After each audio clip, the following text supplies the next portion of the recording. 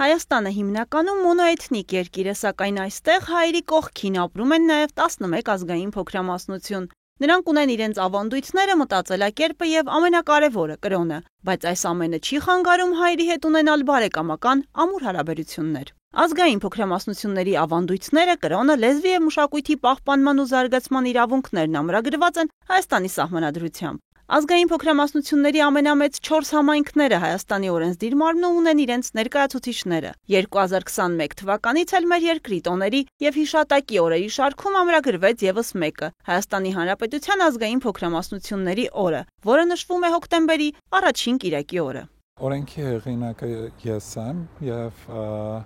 անհրաժեշտություն կար ազգային փոքրամասնությունների օր նշելու Հայաստանում եւ մի շարք պատճառներ ունի։ Այսօրը հնարավոր է ուշադրություն հրավիրել ազգային փոքրամասնությունների խնդիրների վրա ամենաբարձր մակարդակով։ Դա լավ տոն է, որովհետեւ բոլոր Հայաստանում գտնվող 11 ազգային փոքրամասնությունները այդ օրը այդ միջոցառմանը բոլորը մասնակցում են, մի կողմից ցույց են տալիս իրենց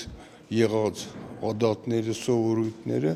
եւ մյուս կողմից, որ բոլորը մեկը մյուսի սովորույթներին եւ ադատներին ծանոթանում է։ Ազգային փոքրամասնությունները թեև Հայաստանում իրենց օտար չեն զգում, սակայն ունեն մի շարք խնդիրներ։ Նախ եւ առաջ համայնքների խոշորացումն է, ինչպես գիտենք 2021 թվականին, երբ որ ընդունվեց վարչատարածքային մասին օրենքում փոփոխություններ եւ լրացումներ կատարելու մասին օրենքը, այդ ժամանակ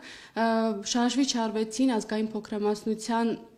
խնդիրները եւ դրա կարեւորությունը ազգային փոքրամասնությունների համար, այսինքն մինչ 2021 թվականին եւս եղել էր խոշորացման ծրագիր, սակայն ազգային փոքրամասնության համայնքները չէին խոշորացվել։ Ազգային փոքրամասնությունների առաջնային խնդիրներից է նաև լեզվի պահպանման հարցը։ Թեև 2024-2025 թվականների ուսումնական տարում Հայաստանի մարզերի տարբեր դպրոցներում ուսուցանվում են եզդիերեն, քրդերեն եւ ասորերեն առարկաները, սակայն հարցը դրանով վերջնական չի կարգավորվում։ Լեզվի խնդիրը հատկանշական է նրանով, որ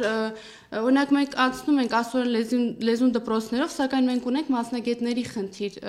եւ օրինակ օրենքներ ընդունելուց նախ եւ առաջ պետք է նաեւ հաշվի առնվեն ազգային փոքրամասնության խնդիրները։ Լեզվի պահպանման մասով մենք արդեն տասնյակ տարիներ խոսում ենք, որ եզդիերենը Հայաստանում մեռնող լեզու է։ Եվ միջոցներ են պետք, որպեսզի կարողանանք համայնքին նաև ավելի մատչելի դարձնել